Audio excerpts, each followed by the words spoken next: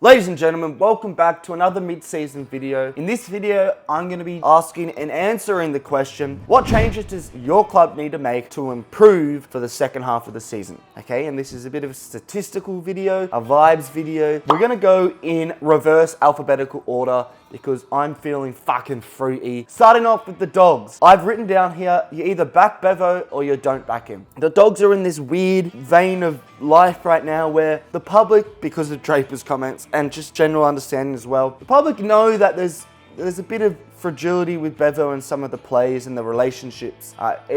He's clearly not had falling outs with, but Rory Lobb, Riley Sanders, even probably started the season, Daniel dropping them. McRae as well, there's some friction there. He's going to lead the Dogs. Draper's obviously added fuel to the fire, saying he'll be surprised if players stay if Bevo's there next season. So there's obviously something going on. So I've written down here as a club, the higher ups or whoever, you either need to go out there and back him, or you just get rid of him. And everyone knows my opinion on Luke Beveridge. I think he's a fraud of a coach, and I think Leon Cameron should coach that club. To improve the second half of the season, that's what you need to do. Sort out your relationships. For West Coast, I've put keep building on youth to convince Harley Reid to stay. The main goal of West Coast right now is to convince Harley Reid to stay. He's come out and said he felt very homesick throughout a certain month where he had family birthdays and stuff. Obviously, even before the draft, there was so much talk about, does he want to go? He doesn't want to go into state. I think for the West Coast Eagles, they would want to be producing young talent that will convince him to stay. So I think Adam Simpson should be focusing on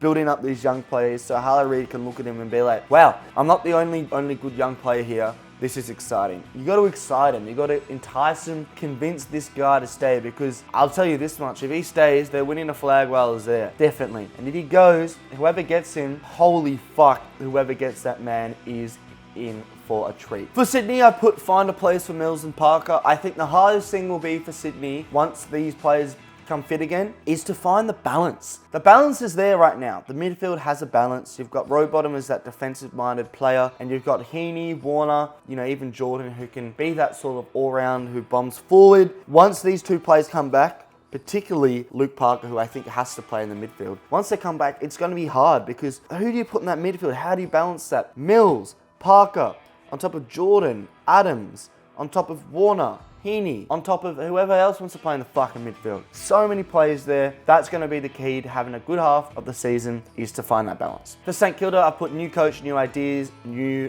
more youth. Pretty simple. Their season's done. I think their coach is done. Their ideas are wasted. They're old, and they don't have the youngest list. They don't have the youngest team. The average age, I think, is about 7th or 8th. Let's get some more youth in there. Make it more exciting. Kick some fucking goals. Get the fans coming to the game to actually enjoy watching. Even if you lose, kick some goals. Change the game style, Ross, or go. For Richmond, I put get a new physio. It's quite simple. We have that many injuries. There's no point doing anything else. We need a new physio or more physios. We need the best physio in the fucking world. Pay him the biggest salary in the AFL, because right now I don't know what our current physio is doing, but we're not doing a good job because we have like 19, 20 players on the injury list. We can barely fucking field a team of AFL players. 23 we need. We can barely scrape that. For Port Adelaide, I put keep Connor Rosie fit. There's been a couple little issues here and there. Ken played in too early. He got injured again. Hamstrings. Keep him fit. Keep him fit, because not only is he one of the best midfielders in the comp, he's also the captain, and I think you need him. You need him to progress, and they're going to need Connor Rosie to stay fit if they want to break into that top 4. Port Adelaide are in that top 4 contention. I still don't think they're going to make it, but right now they're in the top 4, so why not? For North Melbourne, I put get a win. It's so simple. How do you get a win though? How do they need to improve? I don't know. I honestly don't know. I'm lost with North Melbourne. I think the improvement's going to come at the end of the season when they make big changes. But for the second half of the season, it's just somehow scrape a win. They need to find a spark of light. They need to somehow gather together as one and produce a victory. The game against Richmond's probably the one they're going to do it in. Even as a Richmond fan, I think we'll probably lose that knowing our team, but they need to get a win. For Melbourne, I've put improving expected scores figure. And now this is where the stats come into play, and I do fucking love this shit. I'll tell you this much for free. Expected scores. How much does your team expected to score? Melbourne's expected scores are in 4th last. They are lower. They are only beating, North Melbourne, Richmond, and West Coast. So they're lower than St Kilda. They're lower than Adelaide, Hawthorn, Essendon, Gold Coast. They are well below the AFL standard, the AFL average of 79.2. They are on 74 for expected scores. They need to score more goals.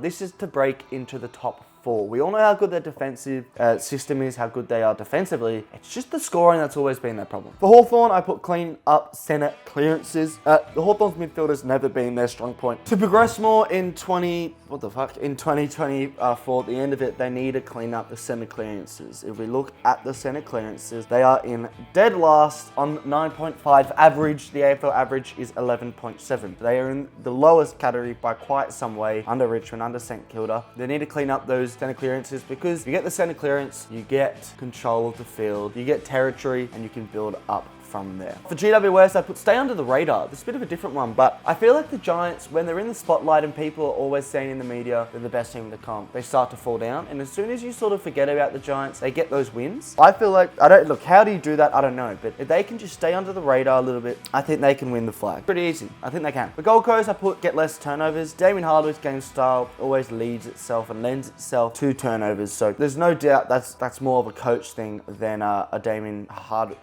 Gold Coast thing. Sorry, but if you look at the turnovers, they average the most turnovers, 71.5 average a game. The AFL average is 66.6. They are literally dead last. So if they can clean up the turnovers, West Coast have 61.2, Port Adelaide 62.8. So we've got teams getting, it's normal to get turnovers, but they're getting too many. So clean that shit up. For Geelong, I put clean up disposal efficiency. If we look at disposal efficiency, wherever it is, here we go. Dead last for disposal efficiency, and by a staggering 1.5.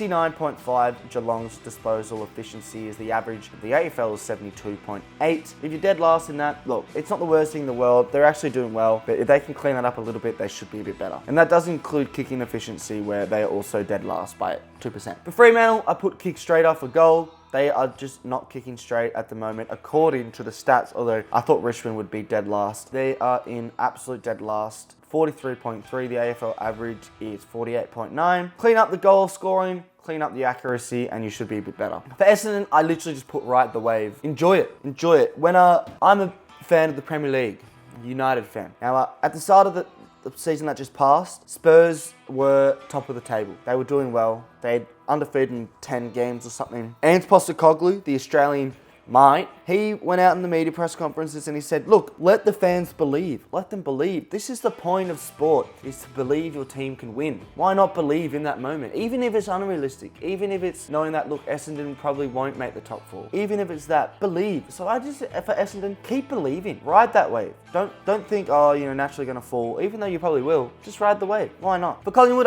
I put keep playing youth. And the reason I put them is they have a really bad injury crisis at the time of recording. Keep playing the youth, because that's going to add more pressure for spots. And the pressure for spots is everything in life, everything in footy and in life, I guess. Those pressure for spots will be crazy once everyone's fit again, because the young players are playing well. They're actually contributing. So it's going to be a really interesting time for Collingwood once everyone's fit. For Craig McRae, who is going to pick, and I think that's going to bode well with their finals and premiership chances. For Carlton, I put fixed up defensive structure. We all know Carlton defensively have not been good this season. There's tweaks that need to be made. Michael Voss need to make tweaks in that defensive system, the defensive line, whatever it is. Something's not quite right at the moment, and they're conceding too many goals, and easy goals as well. So they fix that up, they should be easy top 4 shouts. For Brisbane, I put get more goals per inside 50. Brisbane Lions are playing pretty well. But goals per inside 50, they are in 4th last, 20.8 goals per inside 50. The AFL average is 23. The 3 that are below the Brisbane Lions for goals per inside 50 are Hawthorn, St Kilda, and Richmond, and then West Coast are just above them. So they're in the wrong group of teams. They should be in the top 4, which are Sydney, GWS, Carlton, Geelong. All top 4 shouts. Fix that up and they might actually get into the finals. And finally for Adelaide, I did be more fun again. Adelaide last season were fun to watch. They had the young players firing. They looked exciting. I feel like they've lost a bit of that this season. You watch them and it's not fun. Be fun. Even if you don't make the finals, which you probably won't now this season. It's too competitive. Just be fun for fuck's sake. And if you're fun, you might win some more games. And that is the end of the video. Thank you very much for watching. Make sure you like, subscribe, all that good stuff. Comment below what your AFL team needs to change to be better in the second half of the season. Follow the TikTok FTFooty, and I'll be seeing you in another video.